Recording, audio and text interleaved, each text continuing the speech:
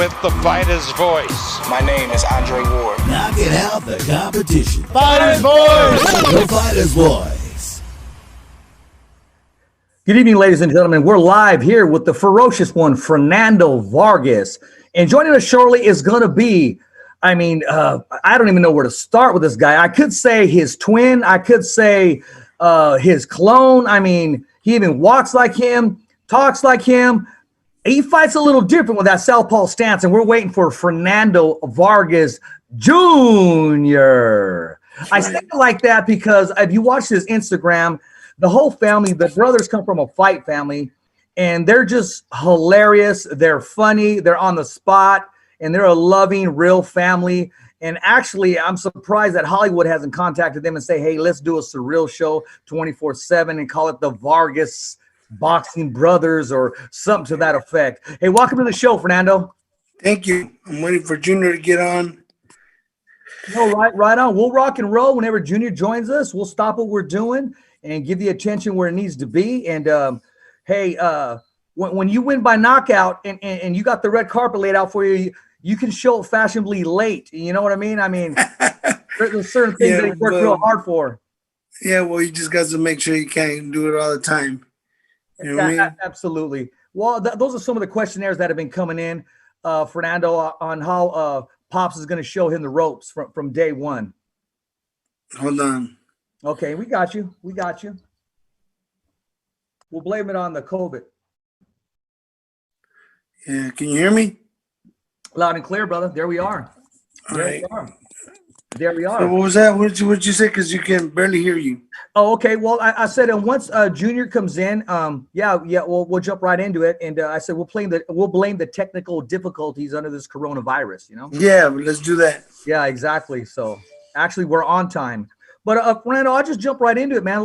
Let's talk about your career, man. I mean, when I first met you in Fresno, California, I gave you a man hug. I go, hey, how you doing? And I described it. I said, bro, I'm not lying to you. It was like hugging a brick wall.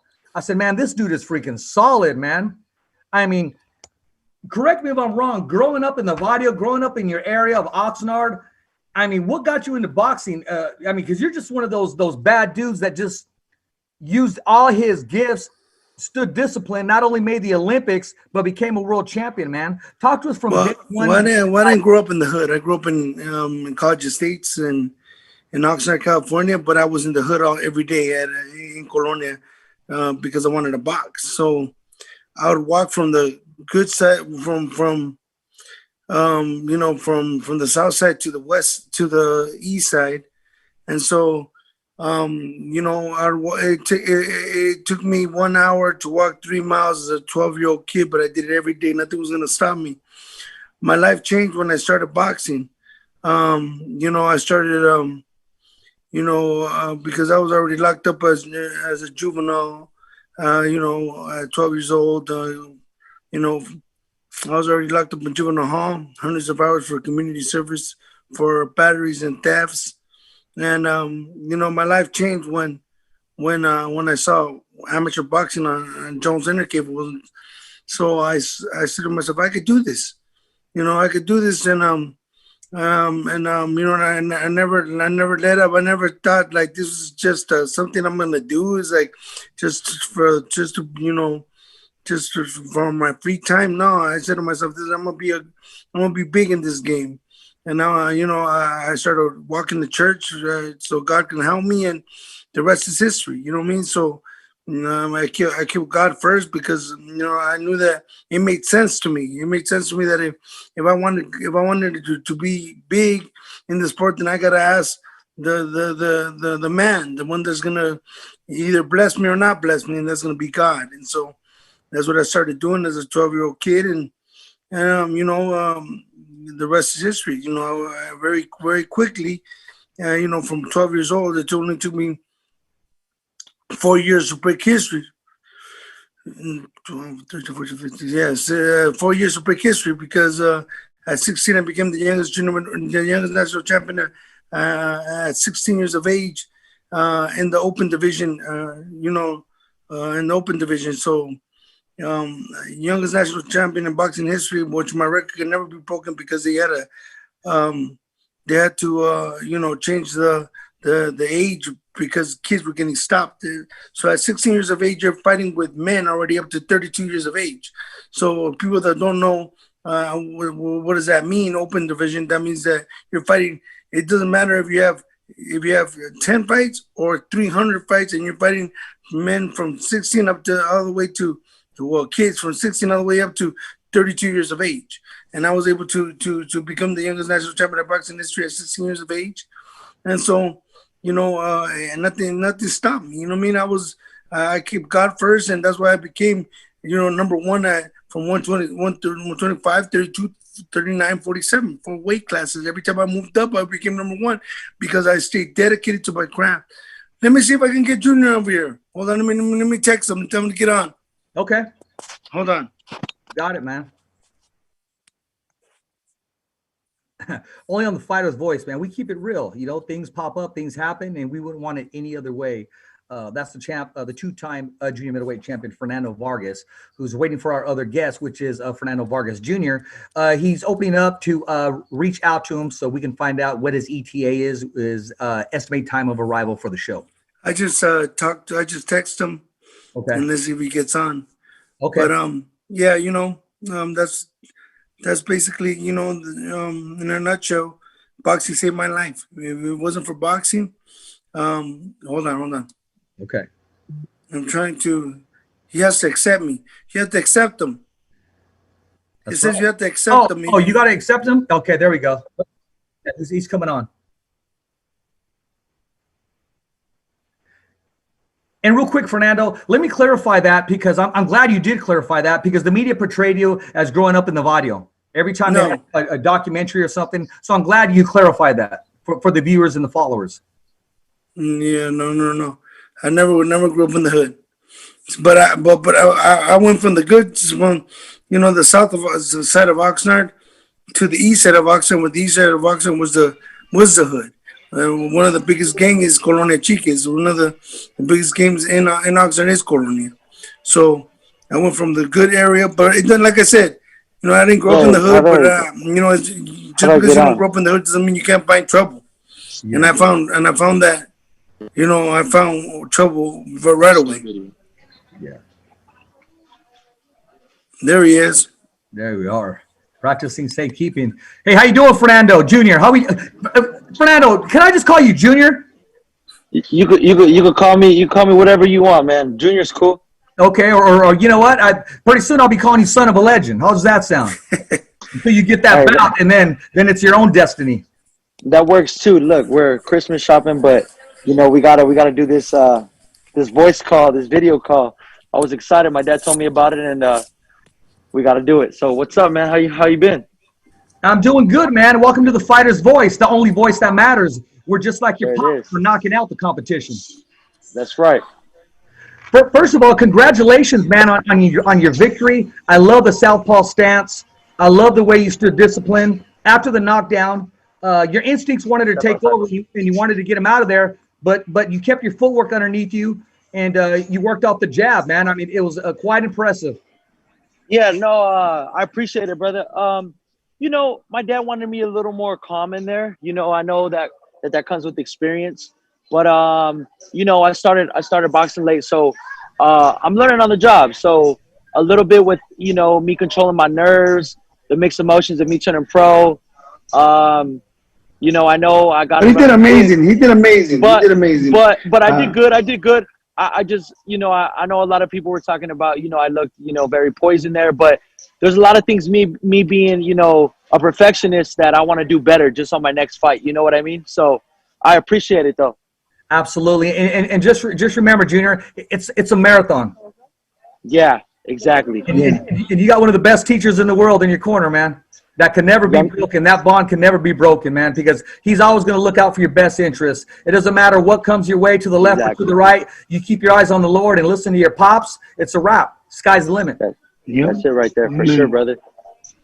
Before you joined us right now, your father was talking to us because I've asked him why the sport of boxing, how he got started. And, he said it's something that he wanted to do after he watched a cable network of some amateur boxing. And he said to himself, hey, I can do this. And then he shared with us that dedication that he had at 12 years old, from walking to the gym where he needed to work out and first lace the gloves on to where he is now. And like he said, the rest is history. Yeah. You know, Junior, when you grew up, and because you grew up in somewhat of the limelight, I remember watching you. Your father had that haircut where he left a little bit of hair up front, but he had you decked out too, man. The blonde in the front, everything. So is this something that you just naturally picked up as a youth, wanting to step into the ring and measure yourself with the craft of the sweet science? Exactly, man. You know, it's just it's like second nature to me. I've always been around boxing. I've always been, you know, in different training camps with my dad. I remember being in Big Bear with him. I remember sorry about that. My brother keeps on calling me. No problem. I remember, Dad, text him all the time. Quit calling me. I remember being in different camps, like the Trinidad camp, De La Hoya camp. So just me being around the gym and me always being there, I never desired it for myself. You know what I mean? I knew that's what my dad did. And when we would get to, you know, the fight, just the way the fans would be, the way that the people would embrace my dad, it was something I'll never forget. And, you know, it wasn't until I was like 17 years old that I really asked myself, yo, like, what am I going to do with my life? You know, because I've always been an athlete. I've always played football. I've always played basketball. I've always been an athlete. But, you know, I knew if I was going to step into boxing, I'd have to give it my whole being. It's not basketball. It's not football. I mean, as you could tell with those, you know, YouTubers that try to come from basketball to come to boxing, we may be able to play basketball, but you can't come and play boxing. But you know, I knew I had to take it serious, and my dad would just throw me in there for sparring. I just went in the gym, just kind of messing around, and I knew that I had a talent in this. So, well, he was always athletic. I always made sure that I put my kids in football, and Junior was if Junior didn't score 4 touchdowns a game, it wasn't a game. You know what I mean? And I'm out of the same way. It's just that, you know, that the athleticism that runs through the Vargas, you know, bloodline. You know, it's been I've been that since I was a kid. Believe me, I might not have been so great in school, but I was in a PE. I was going to get an A+. So you know, that was for sure. I heard that. Hey, I heard that. When it was time to dress out and you were in your own classroom, you didn't need any instruction. That DNA took over, bro, and you had that natural pedigree. Hey, Fernando, when you did play other sports, what number did you guys rock? Any particular number you guys wore? Junior or senior? In football I would wear 43. I loved Troy Polamalu. He was a player that I really looked up to. Amado. He looked up to a lot to Reggie Bush. In basketball, I was number 13. That was just a number that they gave me, and I ran with it. So, but honestly, all the sports that we play, we've all honestly been like, you know, standouts in the sport. So, but like I said, boxing's a whole different beast, because this is the loneliest sport in the world. And what I love about boxing is, you know, whether I'm going to the fitness gym to go run, whether I'm going to the boxing gym, it's all with my brothers. It's all with my dad. It's definitely brought our family closer together. And, you know, we're so competitive by nature. If I'm doing, you know, 6-7 rounds and I'm exploding the last 30 seconds, you know, my little brothers want to match me, you know. So it's just, it's a good thing to be able to do this sport with people that you love, you know, my flesh and blood. I can't forget what brother was in the ring in Fresno. I believe he's named after your grandfather, the one who fought in Fresno. Fresno. No, we don't got nobody named after no grandfather. Okay, no, because I remember you. I must have misunderstood you. You asked me about. Oh yeah. You know what? My great. I never met him, but yeah, my great grandfather and Amado. There you go. See, I knew I was right about something, Fernando. Yeah. But I remember when he was in the ring, I'm looking at the family, and I kid you not, the whole family was in the ring in some shape or form or another. Yes. I'll tell you, believe it. I saw it firsthand, and I'm thinking his opponent didn't have a chance because he's fighting 3 other people, man. I mean, it was a wrap. I mean, that's just the way it was. I mean, because from the cheering section to I seen you guys bobbing, moving, and you guys already knew what he was capable of. And then from the second round on, I mean, he just took over the fight. I mean, he started clowning. He started doing the Roy Jones, offsetting them, rolling the shoulder roll. Sounds like him. Yeah. He definitely was having fun in there. Yeah. And that's how it is. Honestly, every fight that we have, I know the amateurs when we would be either at, national tournaments or just a regular smoker, we wouldn't try to bring no nervous energy. It's because we know that this is what we're made to do, and we would just reassure each other. Sometimes I like doing mitts with my dad. Sometimes I like doing mitts with Amado. Whatever gets us in our zone, but definitely hearing their voices. For my debut, my brothers made it out, and that was for me something phenomenal because you're so used to out of millions of people, or thousands of people. I'm sure my dad, and he's told me this before. There's certain voices that you hear. Like I know he would hear my mom, and he would wink at her, after a round, maybe let's just say, the round they were going back and forth, and to reassure my mom, my dad would wink at her to just let her know like everything's okay. So definitely having my brother's voices in there before and during and after the fight, and as well as my father, it's just a plus, man. Yeah, it looks like iron sharpens iron, man, and definitely rubbing off on you. Fernando, let's talk about that in your heyday. When you were in the ring, you were so focused, but you would hear certain voices, those that were close to you and those that you trusted. How was one able to do so when you're swapping punches with some high-profile champions, and yet you're able to just break it down like a professor and everything go in slow motion? That's the only thing I could imagine. Can you remember that? Well, the thing is that, I always heard my wife. It's like, yeah, but she was ringside, but I had other family members that were ringside too, and I wouldn't hear them. I would always hear my wife. So that was it was just like that. You know what I mean? That I just heard my wife all the time. It's like I knew that she was there, and she after the round, I just wink at her and hey, I got it. Don't worry about it, baby. Yeah. I'm looking at you and your brothers, Junior, and you guys are not afraid to smile. You're not afraid of the camera. You've been blessed with good looks, the model profile. Sky's the limit. I mean, honestly, I could see some of you cats in the Disney Channel in Hollywood. Can we show my dad real quick? I blame that guy. Hold on. Where's my dad at real quick? I blame that guy right there. They say, you guys look just like him. Or no, Junior, you look, no, Amado. No, it's Emmy. No, and China. I say, no, China. Hey, what can I say? We're just fighters, but, we do definitely look like my father. I don't know if that's a good thing or a bad thing, and maybe both, but, hey, it works for us, right? It does. I mean, you're grabbing this opportunity, this success, and you're embracing it. And that's how you grow, because you're doing it and you're being yourself. Other people really got to try. They got to be coached. Hey, make sure you smile at the camera. Make sure you address the press. But this is just a natural conversation. That's what it seems like for both you and your brothers. Yeah, absolutely. My boys, they've been groomed for this. You know what I mean? The whole life. You know what I mean? So the whole life, Junior was in the gym with me. Amado was in the gym with me. Emmy not much, but towards the end, but he doesn't remember that much. But everybody's in the gym with me. So China knows how to throw her hands just in case. You know what I mean?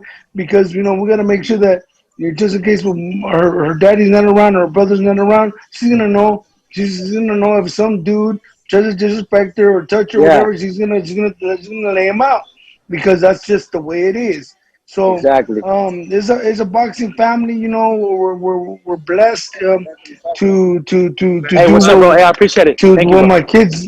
I'm blessed to do. To see my kids. Excel in this game, and I really, when people tell me, did you want your kids to fight? I said, no. They go, you didn't want your kids to fight? I go, no. And they go, and my compadre, Frankie Casavetes, said it best. He said, when I told him, well, I don't want them to fight. And then he goes, okay, champ, well, then listen to this. How are you going to tell your kids they can't be like your daddy? Exactly. And I was like, you're right. You know what I mean? So, I love the sport. I love my boys more than anything, and my family more than anything. So, I'm gonna always make sure that I do the best for them. And so at the end of the day, it's for them to get more reward than risk. Yeah. So then, and that's what I'm gonna do for them. I mean, when you hear that, Junior, I mean, your dad's priest of the home. First one up, last one to go to bed. Making sure he doesn't sleep until everything's calm or until everything's taken care of, until he's at ease. I mean, that's his responsibility. You'll know this responsibility one day when your time comes. But as a man that has a family, it's a responsibility that he embraces, that he's been chosen to do. And at the end of the day, one day have to answer to the man upstairs on how well did you take care of your boys that I blessed you with. Because I know fathers that have they've tried many times, and to be blessed with a son is to be blessed with a beautiful thing. No offense to any women out there, but women are beautiful and nurtured flowers, and they need to be treated as such. They need to be watered. They need to be complimented, and most of all, they need to be respected. Definitely. So I say that because I have a son. I have one that's in heaven, and then I have my man, sorry to hear about that. My daughter. Yeah. Well, my condolences. Thank you. That and I will say this since I brought it up. I dedicated my whole career to my son. We have the fighter's voice because of my son. After every interview, after everything, we do a thumbs up for Richie. That's a tribute to my son. So if you didn't know, now you know. But what I will say is, when I'm talking to your dad's peaceful and he's retired, but that fire is still in there, man. Bro, let me tell you something, off the bat, Junior, right off the bat, because the press made it sound like he grew up in the Vadio, walking through and he goes, hold on, check this out. First of all, I wasn't in the hood, I said, and I'm like, okay, and then he still has. I wasn't raised in the hood, but I walked to Colonia every day. So, but I'm not from the hood.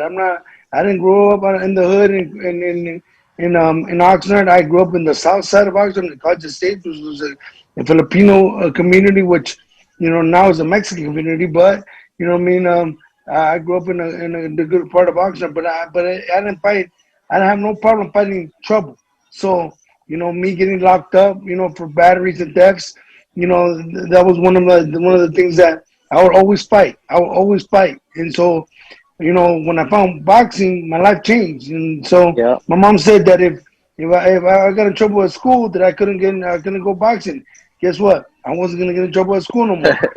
so I wasn't gonna get in fights no more at school. I'm not gonna say I was able to do it the whole time, but for the most part, I didn't get in fights no more because I wanted to go boxing, or else my mom would say you can't go boxing, and I wasn't gonna miss boxing because that was my life, and now it still is my life. Now it's my baby's lives, So I'm watching them, and I'm making sure that they go the right way, and sometimes I'm a little bit on them a little bit too much, but I never had a father. I can't tell you what it is to have that level of a father, so I can't tell you that I would get mad if my dad was like that, because I didn't have that, because I wasn't blessed with that. My dad was a drug addict, a murderer, but he was in and out of my life, mostly out of my life, and I only remember my dad coming in at 4 or 5 in the morning, wanting to see me, never lived with me, and he was all drunk or high and wanted to see me at 4 or 5 in the morning, and I was like, who's this dude? And they're like, oh, it's your dad. I'm like, what the hell? Why is he coming to see me right now at 4 or 5 in the morning? Why does he see me during the daytime? You know what I mean? So it's stuff like that, that I remember, and I make sure that my kids they're never going to go without their father being in their life. Never. I'm never going to ever leave them. That's for punks, and that's for cowards that don't got balls. Exactly. And that's not me. And I can never be me. So, I talked their moms into having kids when we were young, and she promised me one thing. She said, okay, I'll give you a child, but you got to make sure that our family's always together. And because I don't want to raise my kids by myself, I don't want to raise our child by herself. And I made sure that with all the good and bad that I put that woman through, I was going to make sure that I was going to be there for my kids and for my family. Yeah. Well, I mean, you know what? You came through, and you're still coming through. I wanted to, when I had Richie, when it was 3 months and 1 day, I outdid my dad because he left when I was 3 months old. I never called anybody dad in my life. I don't know what that means. But Yep. Well, I call Garcia my dad, which is my trainer. So I call him Jefe. But I understand you. yeah. And but you know what? That increased my love as a man for my son. You know, my ex-wife, when she wanted to have another child, I said no. I told Richie's mom no, because I can never love another son as much as I loved Richie. I can never love a daughter as much as I love Cassie. So it made me to the father that I am right now. So I will say this, Junior, when your dad you think is hard on you, he is willing to give up his last breath. Anything. I know he will. He wishes he had enough kidneys for everybody. Because when I was growing up and people needed kidneys, even in my family, I said I can't because I have 2 kids. If they need them, it's a wrap. If they need them at the same time, buy everybody without hesitation. So that's just one way of looking at it. When your time comes, you'll understand. But as far as Fernando, I mean, he embraced that responsibility. He's still running with that responsibility today. Definitely. And that's why he's looking after you. I mean, in your career. I will add this, and then I got to ask you some questions, Junior. Yeah. No, I mean, Senior, when you were in the ring, I don't know if you felt that pressure or not, but you were our mouthpiece. You were our hero. You asked and displayed everything that we wanted to do. You were our voice piece. You were, and I'll say this, and I'm probably going to get a lot of text messages and email. You were the toughest Mexican fighter that I've ever seen in my life. Because you left everything. That's real shit right there. No, that is real. Because there's other ones with greats, and they've been blessed with different attributes. They've been definitely blessed with countries following them. They've been blessed with the gold medal. But as far as with these 2 hands, you got down 100%. Win, lose, or draw. You left every single thing in the ring, man. Exactly. And to now be able to say this as a professional to a professional, you are who you say you are, and you are the true definition of a real Mexican fighter. Thank you. Appreciate that, Richard. I did everything in my life to the fullest. You know what I mean? And so, if I was in a fight, I was going to give up my last drop. So and that's what I did. Each time I stepped into the ring, I made sure that I gave my all. And I beat 5 world champions: Yorba Campos, Ramon Marquez, Bunky White, Acuarte, Javier Casejo. And the 4 that beat me couldn't walk away saying it was easy. And in all those fights, I was in their ass, to win the fight. So to try to win the fight. So maybe it didn't go my way, but I was in their ass to win the fight at the end of the day. So my kids, I'm gonna make sure that I take care of them. My kids are my biggest championships, my biggest, the most proudest thing that I ever had in my life, my kids. So sure, Dad. And let me add to that. I mean, back in my dad's day, it was literally gladiator school, man. Like, you look at now these champions, man. There's no reason why Earl Spence and Terrence Crawford, why are they not fighting? You look at a champion like my father, like you said, win, lose, or draw, man. You can say whatever you want to say about him. You can say whatever you want, but at the end of the day, there's respect behind that name. 1, 2, he was a young kid, bro, younger than me. Yep. Fighting. I mean, Canelo didn't even do that. And let's be real. I mean, I love Canelo. I'm a big Canelo fan. I show my dad a lot of Canelo film, and I love his head movement, stuff like that. But let's be real. He vacated his title because he didn't want to fight Triple G when he was knocking everybody out. My dad fought a prime Trinidad, a prime De La Hoya. Hey, and like my dad said, they didn't go away saying it was easy. And, at the end of the day, I feel a lot of fighters like, my dad's time, don't get the credit that they deserve because it's like, I know when he sees other world champions like Tommy Hearns and, a lot of the time the boxing world, yeah, they're so quick to applaud those wars. But at the end of the day, it's a sad thing when, the boxing world, they forget about the fighter. They forget about the hard work that they did to put on great shows for fans. So for me, as me, my dad's son, I'm proud when I see, like yourself, people commenting on my dad. And, I take it, I could say I take it for granted at times because I'm always with my dad. So to me, of course, he's pops. He's my dad. But, sometimes I can't even really understand and wrap the magnitude on how much of a global icon he really was because he was big without social media. You know what I mean? you know, yeah, we have a little following. I got a little following on social media because of my father, and now that I'm turning professional, of course. But what I'm saying is like, dude, my dad was a big star before. I mean, it was MySpace, you know, like it wasn't even no Instagram and stuff like that. So like, yeah, man, you know, I feel a lot of, you know, the action-packed fighters weren't as talented as my dad either. You know, my dad was an Olympian, you know, like when they compare him to Arturo Gatti, rest in peace, Arturo Gatti. You know, I know he's a great friend of my father, but my dad had skill. My dad wasn't just like a fighter that just hit me and I'm gonna hit you. No, like you don't become the youngest Olympian by just throwing. You know, you gotta have skill behind it. So sometimes I try to do the same things he does, and I can't do it like him. But you know what? It's okay because I know my role. I'm a junior. I can never be my father. But the good thing is you're gonna be better. So you're gonna be better. I will have his support and the love that I get from the fans because they love my father. You know, it's unbelievable. It really is, and those are beautiful words, and those are sincere words, and that's why I love this platform, Fernando. Because on this platform, we're not just going to talk about your boxing ability and move on. Yeah. I like people to feel comfortable and open up and share with the viewers and the fans a different piece of you, a different offering, so to speak. And it's okay to speak the truth, and it's okay to speak the heart. And I will say this. I will add on to this. Your dad to neutralize Ike Cortez's jab was unheard of. Not too many people have a technical victory over Winky Wright. Winky Wright took people to school. He schooled them. Yes, he did. Your dad had the antidote. Your dad had the recipe. He had the blueprint. Yes, and a lot of people can have those, but they can't execute. Your father executed those game plans. Definitely. Winky Wright became a better fighter because of your dad. Yes.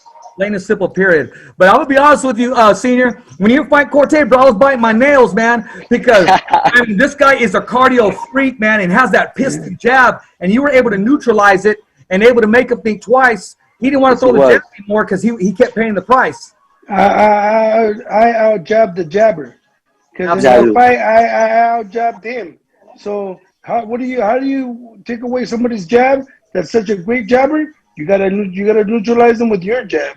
You know, you gotta out-jab him. You gotta out-jab the jabber. And then when a jabber gets jabbed, they're not used to it. Because they're so used to being the one that's always landing the jab. But when you start tripling up the jab, you know, throwing it 4 or 5 times in a row, and you start landing it, you're like, what the hell? Why am I getting hit with jabs when I'm the jabber? So you take away that, you know, that strength, and then, you know, you win the fight that way. And when somebody's been relying their whole career off the jab and they don't have a plan B, trying to say, see ya, I mean, they're just trying survival mode. Hey, gentlemen, I'm going to move on to these questions. Some questions, Go ahead, bro. Both for senior and junior. This first one's from Eric Hernandez, who's a co-host to The Fighter's Voice in Stockton, which we got a new studio opening up in Stockton come January. Okay. It said, what prompted you, this for you, senior, what prompted you to move to Vegas? How has the gym been affected by the COVID? And any chance the boys will be co-trained someday by Robert or Pita down the line? Look, I moved to Vegas. I was going to fight again. I was going to move to Vegas, but I have a one-on-one relationship with God, and I caught pneumonia. I never get sick, and I caught pneumonia. And, you know, I had to be hospitalized and knew that. And that's when I was training, getting ready to fight, come back. But I said, okay, God don't want me to fight again. So I said, okay, you know what? I'm not going to fight. I'm going to continue to just have my gym open. And next you know, then my boys wanted to start fighting. Yeah, my bad, bro. Okay. This next question for you, Junior, is from Hector Madera from Stockton, California. That's okay. He said, first of all, I want to say congratulations to Fernando Vargas Jr. and his father and Junior's pro debut. They both put a ton of hard work in. I want to ask Junior, how does it feel to meet everyone's expectations is one, and stopping your opponent, getting the guy out of there by knocking the guy down and making him quit, which is unreal, on the stool. How does it feel? What did you have to say to all the people tuning in? That's awesome. Before I answer that question, Hector, that's my boy, Hector and Kilo. Hector and Kilo Madera, very good fighters. Those are my boys. Whenever they're out here in Vegas, we always have a good time. But you know, I honestly had a chip on my shoulder. I know I got a lot of praise from people you know, me making him put on his stool and stuff like that. But I wanted the knockout. You know, I wanted the knockout. You know, but like my dad said, hey, maybe God did that so you could train that much harder and you could come back your next fight and you could be sharper. You know, so you don't have no room to BS. You have no room. You know what I'm saying? To feel like, oh, like, you know, oh, I knocked this guy out of my first fight, this and that. So in a way, it put me in a position like, man, yeah, it was good. Don't get me wrong. But, you know, those Mexican fighters, they're tough. They're durable. But hopefully on my second fight, we get a better outcome. But it did feel good. Well, I'm gonna be honest with you, man. I mean, there was no guarantee he was trying to get up. It could have been that anointing poured all over you, man. And he couldn't walk and couldn't move, which probably saved him a concussion or two. I mean, we don't know. Yeah, it's true. That's right. No, but no, you were wound up, man, and that straight left, that was beautiful. That came out the pocket, very beautiful, man. And I did hear the cheering section of your brothers there, and that's just that extra man in there. This next one is a comment from promoter, manager, I call him super agent, Rick Marie. Okay. He said, Richard, if you can, let them know that I said hi. Let Fernando Vargas Sr. and Jr. let them know that I said hi, and congratulations to his son and their family, and that you have a very Merry Christmas and a very beautiful holiday and a great New Year. Likewise, Rick. Thank you for your love and support, and we appreciate the support, and you know, thank you, and may you have blessed holidays with your family. Yeah. This next one is from a trainer at Soul City Boxing in Ohio, Rashawn Jones. It says from Soul City Boxing, what's next for them, and who does he want to fight? And what's your top 5 prospects that are out there? And who would they beat in the U.S. boxing today? What top people? Okay, let me rephrase that. When you were an amateur, what top prospect did you defeat before you turned pro? Did you share the ring with? Well, I beat the number 2 dude from Utah. His name was John Bryant. He's won like 16 national titles and stuff like that. I beat him at the last chance qualifiers. But you know, I even fought at 65. I fought Francis Hogan. But you know, my style's always been more pro. You know, my style's always been more pro. Like my dad kind of takes, you know, a couple rounds for him to figure you out, and he ended up stopping you in the third round, you know, as an amateur. So I do definitely have more of a pro style, but you know, we're not gonna sit here and call nobody out. I'm gonna let my dad and, you know, my team go ahead and, you know, guide me and wherever we gotta go. You know, the only thing I gotta worry about is making weight and just you know, fighting. So I'll let my dad worry about that and my team.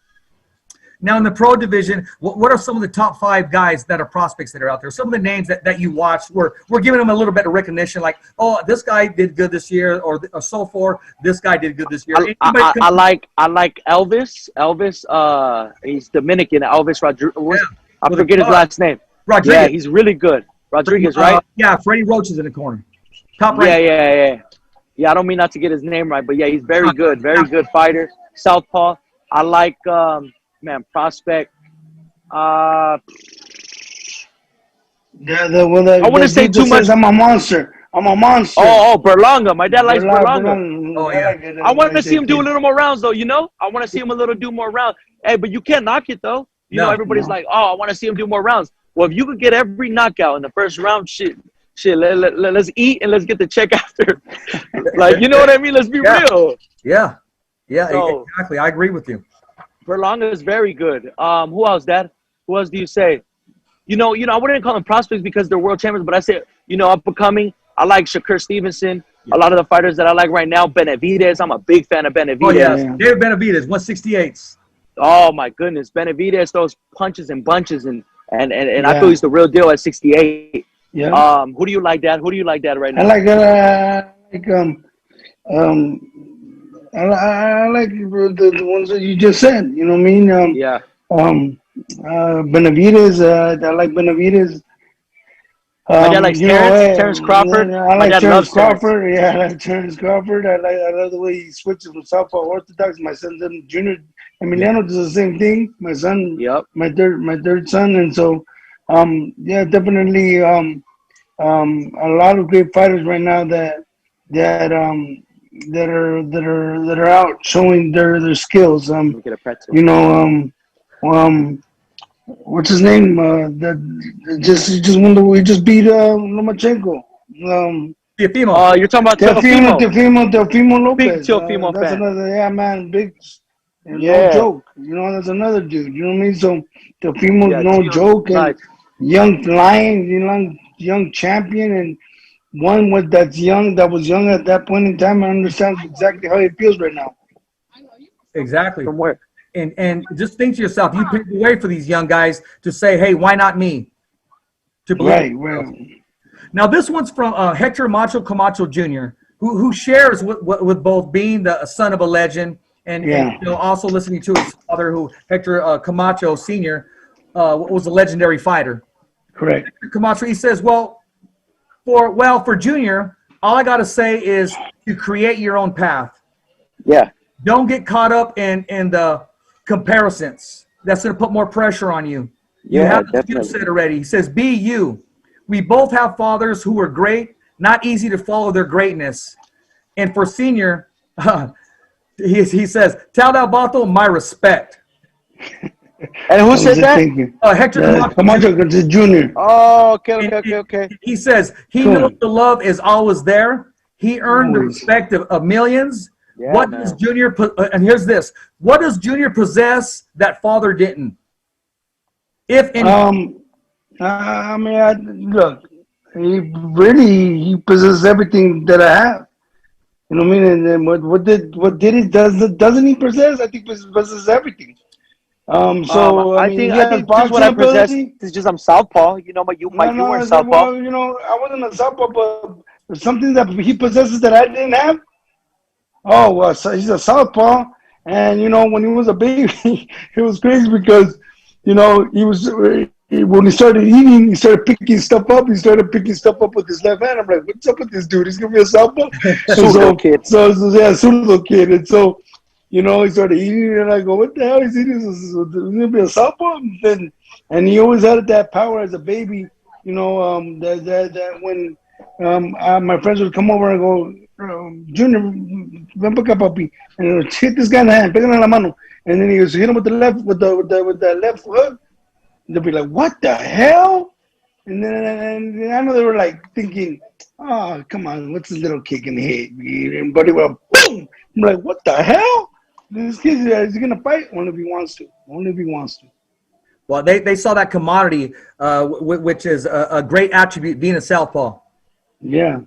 Now, exactly. This next one's kind of deep, man. I mean, when I started reading this one is deep. This is for you, Senior. It's from Regis Prograis. Oh, shit. Okay. I like him. It says,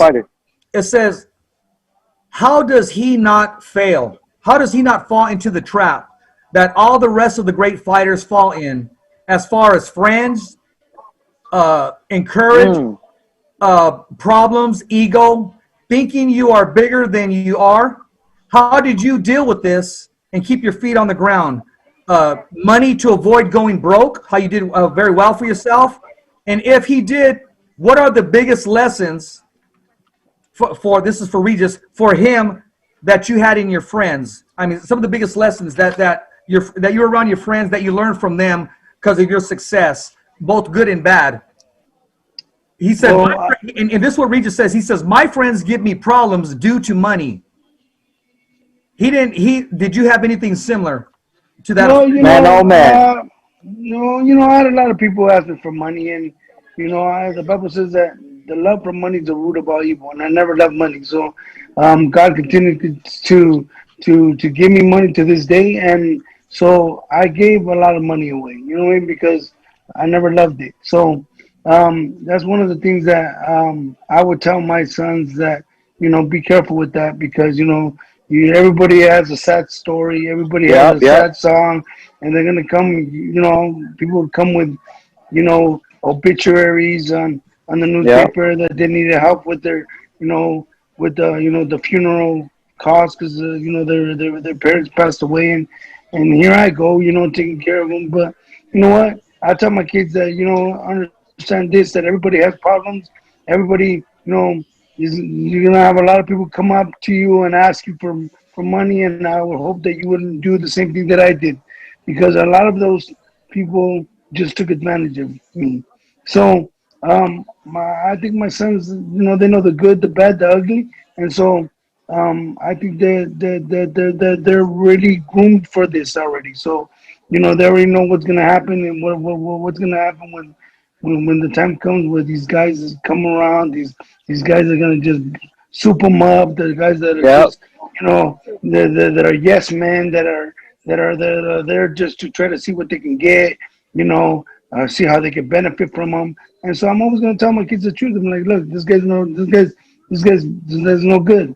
So get him out of your circle. And my dad already does that now. Like if there's a certain trainer or certain people trying to whisper in my ear certain stuff. One thing that they're not going to do is break the relationship between me and my father, because I know at the end of the day, my dad wants the best for me more than anybody in this world. My mother, my father, my brothers, that's it. Like my dad said, I was fortunate to have that. My dad didn't have that.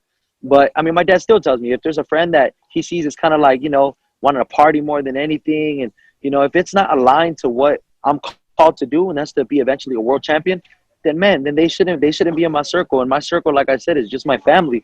Do we have acquaintances? Do we have close friends? Sure. But, I'm glad that my dad went through this whole boxing, how should I say, just, this whole boxing world, so that when it's, now that it's my turn, he's going to tell me. He says, son, I'm going to tell you, if this guy's no good for you, if this girl is not good for you, whether you're mad at me or not, I'm going to tell you because you're my son. And, I'm glad that we have that relationship where we're able to do that, You know what? I'm going to say this. This is kind of a comment. A lot of times, I'll hear from my daughter. Sometimes I don't. And I'm thinking, I say to myself, she doesn't want to hear from me because she knows I'm going to tell her the truth. Yeah. And until, a couple of days will go by and she'll say, Dad, I know, because you're always going to tell me the truth. And I said, why would I want to steer the love of my life, my breath of fresh air the wrong way? Why would you want that? I don't want you to feel the pain or make the mistakes that I made. I don't. I want to give you, I can't protect you from the world, but I just pray to God that I have the strength to be there when she falls. Because you could be, Junior, you can be a millionaire. You can have all the money in the world. Everything could be perfect.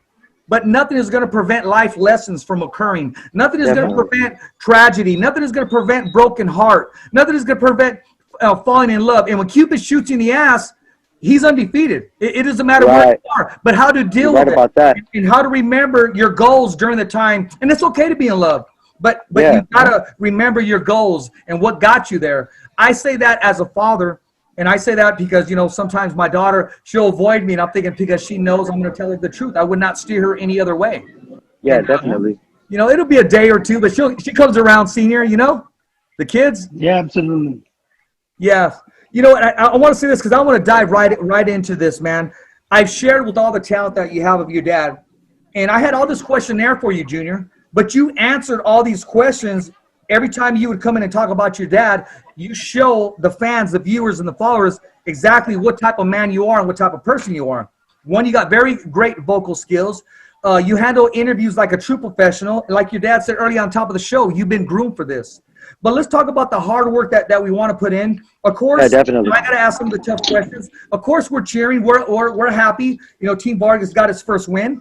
But your dad's going to tell you from here on, you got to continue to train and more, and most of all, train smart, because he can give you all the advice in the world, but at the end of the day, that man across from you, he wants what you want. He wants what you have already, and you have all the attributes. You have all the talent. And I want to ask you, what's your day like during a training camp? When you're in fight camp, what are your days like? Do you leave camp or do you stay at home? Or during the training camp, I'm staying home. I moved out of the house, for my own reasons, But, when you're in camp, you want to have the confidence to show your coach, like, hey, I'm doing my part. I'm getting my full rest. I'm not BSing. I'm eating I'm eating all the foods that you want me to eat. So it's a two-way street. You can't just expect a fighter to give 1,000% and the coach to only give, only a little bit. I feel it should be halfway. So by me doing my part, I show him like, hey, and for this first camp, he didn't tell me like, son, I need you to stay home. I need you to come to the house. I took it upon myself because I know what I'm tempted with. I know what I like, and what I like when I'm in a fight camp, I know that I can't be consumed with that at that moment. So, even with friends, my dad's like, getting your rest is getting your full rest. Being out, you can't do that. It's gym home. And you know what? For me, man, I've just always, my fuel has been to just compete and want to be the best.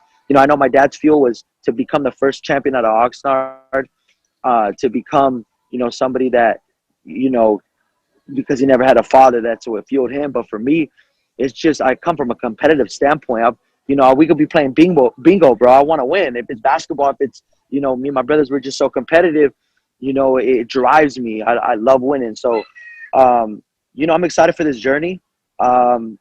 We're gonna, get it down, down packed. However, my dad wants to run a certain camp, but I felt good, and I know that these fighters are gonna get better, bro. That, with each and every fight, they're gonna come hungry. They're gonna come and be like, oh, okay, that was good, but this guy, wasn't so good. They're always gonna have something to say about, you could have a first round knockout like Berlanga is doing, and people are always gonna say something. So you know what, man, I'm not worried about the comments. The fans are gonna always have their opinion, as long as, like I said, my circle, if they're happy with what I'm doing, then I know I'm on the right path.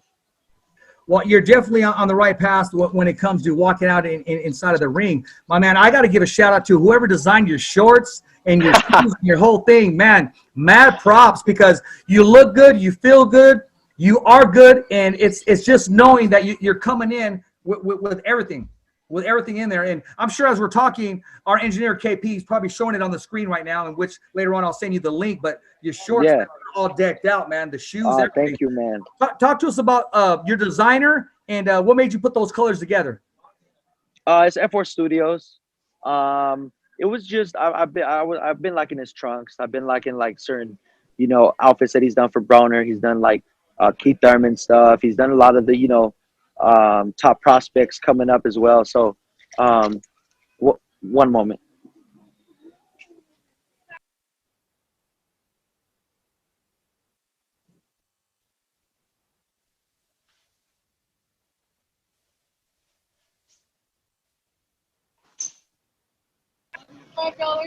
Sorry about that. Oh, no, hey, no problem, man. Hey, we got to do live so, video, brother. So for me, because I'm shopping, bro. I'm just getting this real quick. But for me, it was just like I already envisioned what I wanted. I know the colorway that I like, the black and gold, and he kind of just started putting stuff together. It was kind of like hit or miss with certain things that I liked and didn't like. But I always want to definitely represent something, with my heritage from Mexico, but kind of make it my own twist. Kind of make it how I like it. But definitely, I know my dad. Every time he came in and did his trunks, I know that they were people loved them. So no, they did, and they loved his ring walk. Well, I got a comment coming in right here that says, "Where can we get some?" I believe you guys have some of your masks that are out there. That whole design. Yeah. Where can they pick those up? And Junior, do you have any shirts coming out available? Any hoodies coming out soon? Search me on Venmo. I'm gonna be doing no merchandise. Search me on Venmo at Fernando Vargas, Cash App, and then you can buy the face masks for $35. It includes shipping and handling. And I got some hats that are coming and a bunch of new stuff. So I'm excited about it. Oh, that's thank you. Well, that's good. And that means that's telling everybody that you do got supporters and followers. Senior, I got to ask you this, man. I mean, you sit back. You're a student of the game. You're still learning. You continue to learn every day. Yeah. If you have the opportunity, Senior, to share the ring with one of these young lions today, back in your heyday, the weight difference doesn't matter. But you know what you possess. You know what you can do. See, you're smiling right now because I know you see those fighters and you're going, you just don't know. You don't know what would have happened if we would have mixed it up. You don't know if I would have landed that 1-2 or I would have took you into deep waters. Who would you love to share the ring with today in your prime? Weight doesn't matter. I'm an old man. I like, as a champion. Vargas. A champion, always wants to fight the champion. So That's right. I would have loved to fight. I would loved to fight Canelo. I would have loved to fight Charles. I would have loved that. All that. Anybody, So, anybody with a challenge, really. anybody. Let's go. Like my dad. Anybody can get it. Anybody can get it. You know what I mean? So. Yeah, I would have loved to fight anybody. You know what I mean? Because when you're a champion, you know that you feel that you're the best, and you want to go out there to fight the best.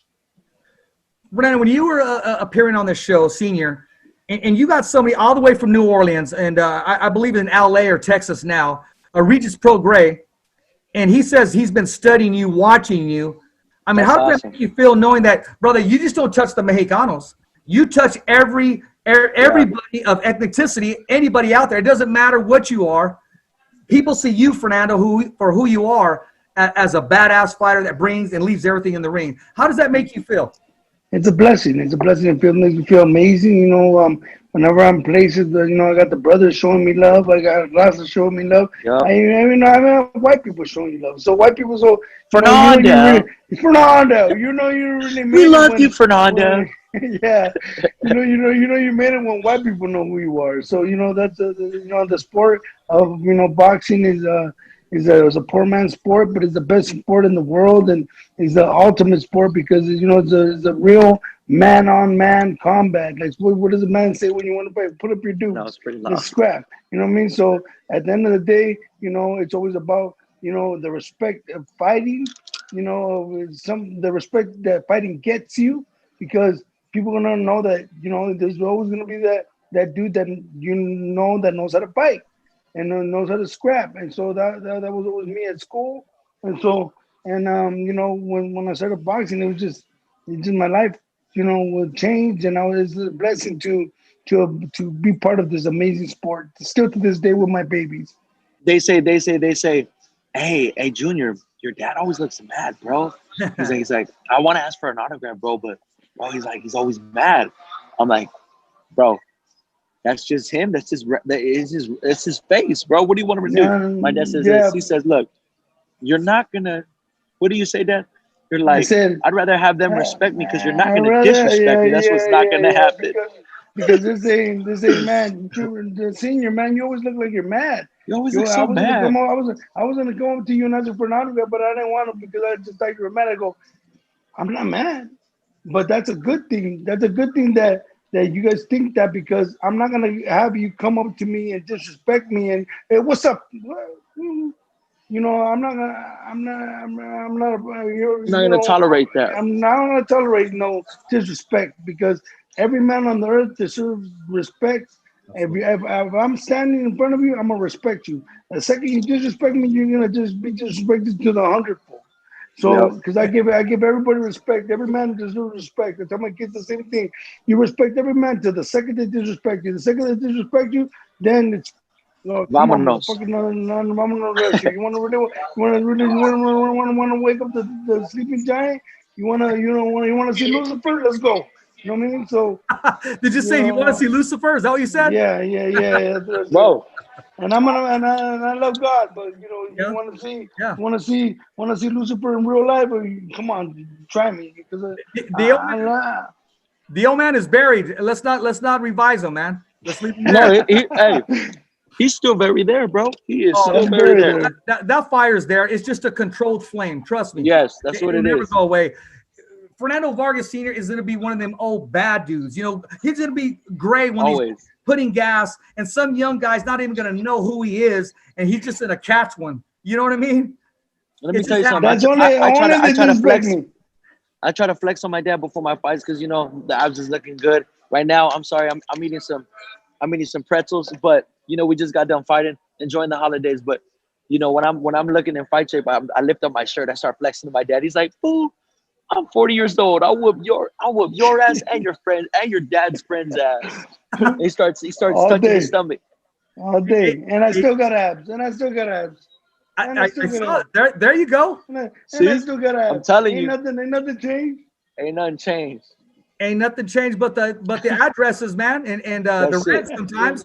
Other than that, man, we are who we say we are. Okay, I'm gonna go real quick. Fernando Jr., what's your take on these YouTubers calling people out? Oh my gosh. Are they trying to make a living? B, bro.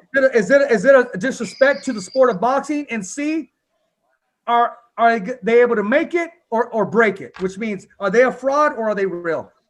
I feel it's a fraud. Honestly, I know what Eddie Hearn is trying to do. I know that these YouTubers they got following. That's the only reason that they're able to lure in all these viewers and get all this Jake Paul and it's just a circus act to me. I mean, you see Snoop Dogg commentating. You see, it looks like a halftime show. Then I thought I'm looking at the Super Bowl. You see Pepsi commercials and it's not. It doesn't even give you the organic feel of boxing. But hey, they got to make it different. We're in a pandemic, so I'm sure they're just trying to bring revenue, bring money in. And is it a disrespect to the sport of boxing to like fighters, that have done it ever since they were kids, like 6 to 8 years old? Sure, of course, because they just got a following and they just feel that they could just, step into, our sport and basically let it be like if it's something, like a Saturday, hooping session. Like you can't just go ahead and do that, bro. But for them to do that, I mean, they are drawing numbers and they are doing what they're doing. So I mean, you can't really get mad at it. They're still gonna be televised because they do have a following. But I'm not a fan of it, honestly. Fernando, very well said, and thank you for sharing how you feel about that. A lot of fighters have kept to themselves. A lot of fighters, they're not shy, and they really let it fly. Fernando, I'm gonna say this. Letterman from HBO, he's been around every fighter in the world, every single fighter. For him to go out on a ledge and say that you were one, if not the favorite fighter, I remember that. His career. I mean, I remember that. Hey, there's no shame in a man crying. Jesus wept. But when he brought you up, I mean, crazy. He got caught in emotions that didn't. A lot of people got to see that side of him, but he displayed it amongst the world. They talked about Ali. They talked about Mike Tyson. They talked about De La Hoya, Julio Cesar Chavez. You name it. But when they mentioned Fernando Vargas, I remember the that man can barely speak because he said because of the passion that you have, what you stood for, and you were willing to die inside of that ring, and you always provided for the fans. How does that make you feel? I've always wanted to ask. It's humbling. It's humbling. It's a blessing. When you're fighting there, when you're inside there, you're really, at least my DNA is willing to give their life up if it's necessary. Because, I had my babies there fighting, seeing me there fight, and I would see them on my shoulders because, I have them tattooed on my arms. And so if a fight was getting tough, man, all I gotta do is look at my kids. I know who I'm doing it for. Look at my arm. I know who I'm doing it for. And that's for my babies. So, I'd look at my right arm and I see my kids there. I'm like, oh no, hell no, let's go. You know what I mean? So, it's a blessing to be loved like that by anybody. You know what I mean? He was he's a commentator, for him to express that, it's one of the best to ever do it. To express himself like that about me is really a blessing. You know what I mean? It shows that I made a positive, a positive feeling for somebody in their life that they'll be like, wow, there's nobody else but him like that. So it's really humbling for me as a man. Exactly. Very, very well said. Now I got to ask you this, since you brought up tattoos, my man, where did you guys get that artwork from, man? You got some badasses over there. They got some sick skills. We got one in Fresno, Rico from Red Wave. But I'm looking at the artwork and all your boys. Let's give a shout out. Who does your work, man? He can't mess with my compita intro. Tell him that. Tell him, Pops. Intro, the one intro. He tattoos the whole family. He's he's such an amazing tattoo artist here in Los Vargas, Nevada, and he's part of the family. He's a real good dude. He's also a Christian man, so yes, we love God, and that's why he's blessed too. Amen. Yeah. I remember when I interviewed you. I want to say it's L.A. I forgot where Mikey Garcia's promotion was at, and I interviewed you real quick, and I said, it's all about beans, rice, and Jesus Christ. And you chuckled, but you stood humble. And I said, when you walk in here, and listen to this, Junior, I'm doing the event, I'm ring announcing there. your dad walks in, it's like the Red Sea, like it just parted.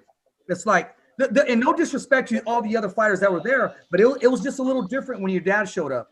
And I asked him about that. And he said something about, all these beautiful people that are here, and it was a great event.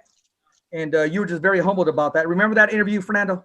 Yeah, absolutely. You asked me, what do you feel about everybody, wanting to talk to you and take pictures of you and touch you and coach? And I said, it's everything that I prayed for as a kid, as a 12-year-old kid. Like I said, my relationship with God started when I was 12 years old. I wanted God to make me what I am today. I asked God to make me a superstar in boxing. Yeah. I was an HBO fighter. I was an Olympian. I was the youngest junior middleweight champion in boxing history. Every time that I asked God to help me, He did. So, and to this day, He still works in my life, and I'm still, a faithful server of the Lord, and so servant of the Lord. And so, when it's just amazing for me. It's just amazing for me when the people go crazy, because it's to this day I blow a kiss to God, like I told you, to heaven, because it's God's blessing that I said, God, I've been retired for years. And my people, and whenever I go into a boxing event, the fans go crazy, and it's such a blessing for me because it humbles me. When I didn't have love for my dad, I didn't have a father. But I didn't have a father on earth, but I had a father in heaven. And the Father in heaven made sure that all the people loved me like I was so loved. When I was a kid, I was already locked up in juvenile hall. My mom said, "You're gonna be just like your father," and I was already going those steps. So then, to be loved by the people that way, to me, is like, wow, thank you, God. And then I blow a kiss to God because it's answered prayer. Amen, brother.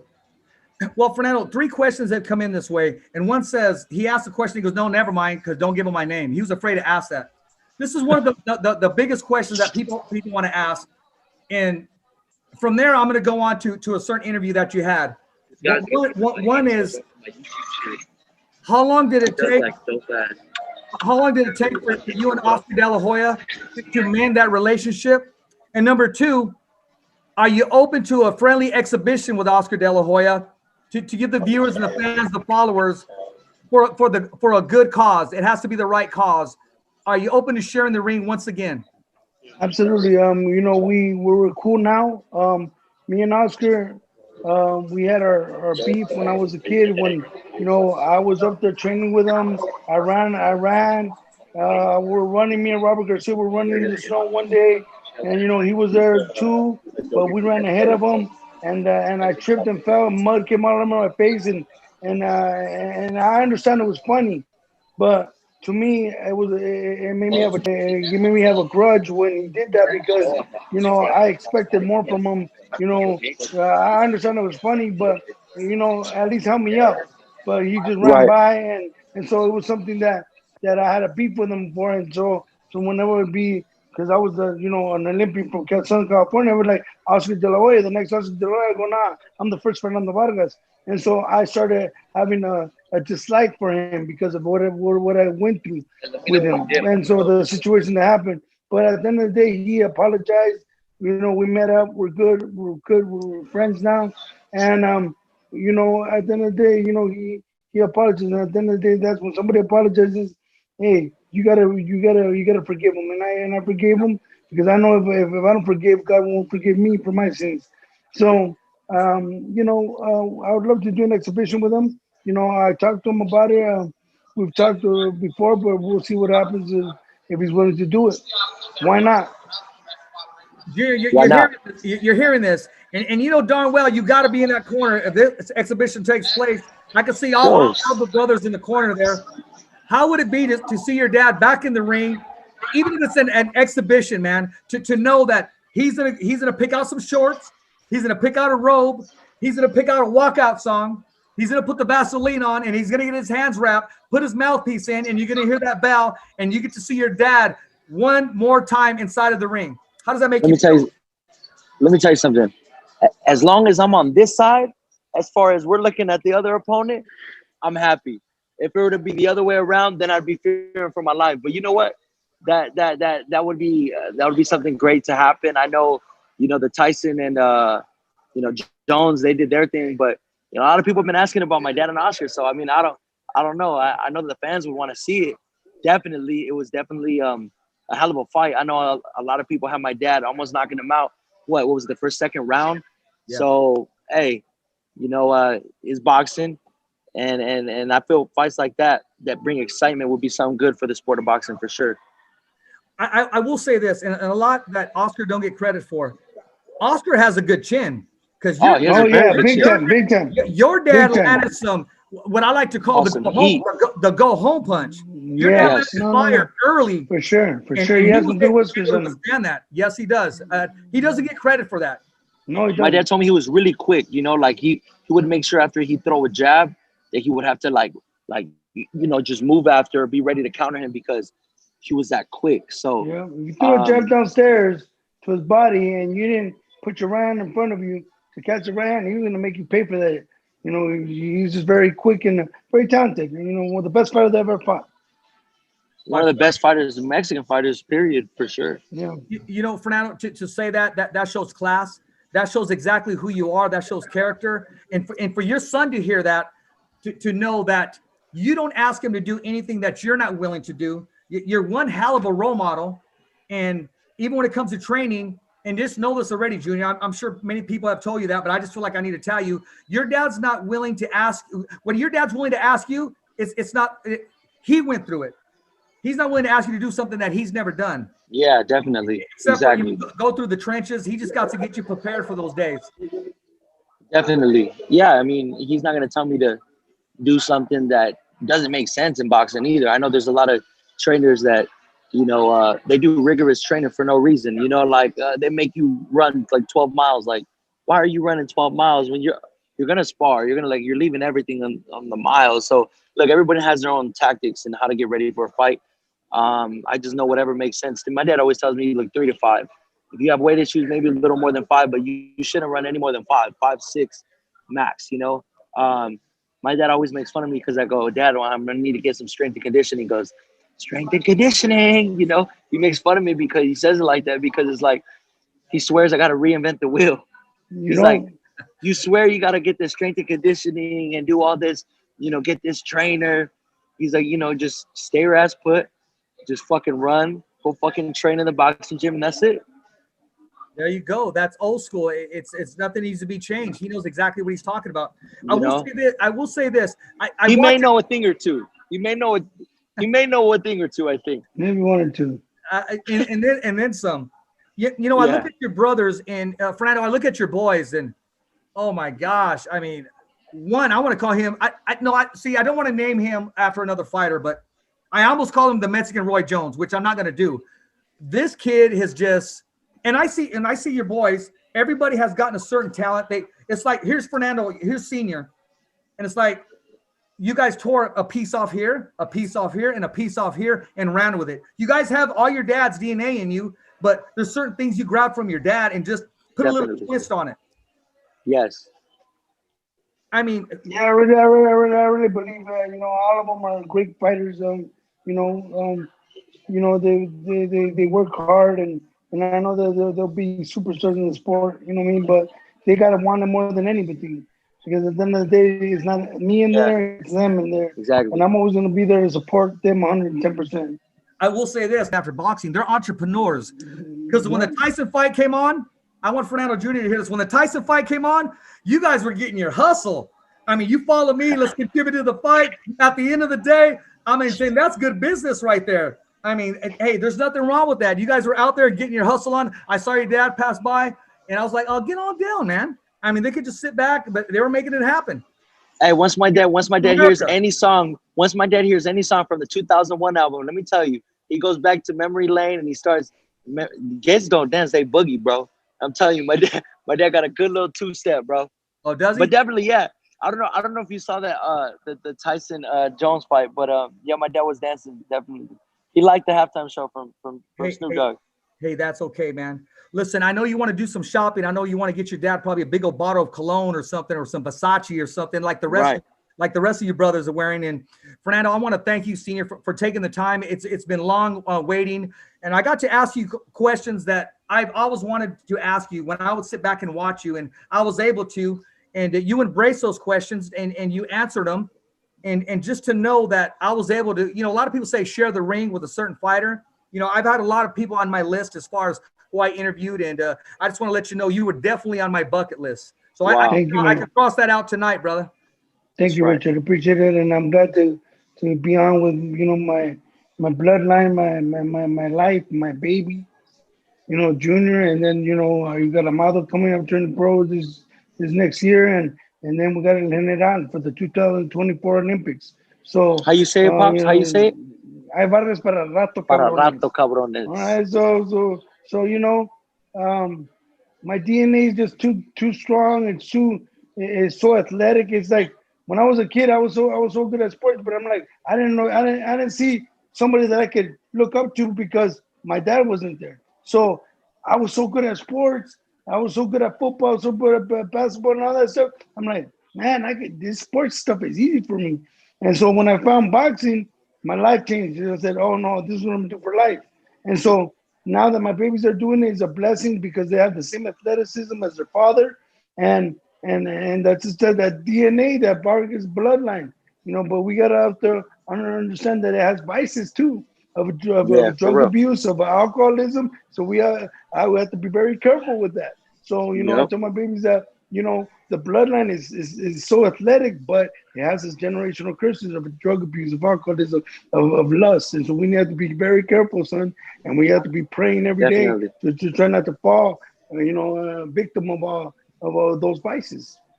Well, we take power and authority over those curses, and we break them in the mighty name of Jesus. Amen, brother. That's right. That's right. The two or more are gathered, man. It's a wrap. It's a wrap because the Lord's no respecter of persons. What he did for Moses, he can do for us. What he did for the blind, healing them to see, he can do for us. So I truly believe that. I do know there is a higher power, and every knee shall bow, every tongue shall confess. And if you get on the knees and you got some bling in you, so be it. You will bow down and you will know Jesus Christ is Lord and Savior. Amen. Amen. For that. And I'm going to leave it on that note right there, man. Ladies and gentlemen, I want to thank Fernando Vargas Sr. for coming on The Fighter's Voice, the only voice that matters. I want to thank Fernando Vargas Jr., who is the new face of boxing, the future. Thank you for having us, man. Along with his brothers. I got to get your brothers on. I got to get the rest of your sons on. Hey, every fighter has a voice, and so do you. It's a wrap. I'm Richard Ortiz. Thumbs up for Richie. Saying hasta luego, babies. Take care, bro. And always, thanks for listening. Later, gentlemen. Have a good night. Hey, do me a favor.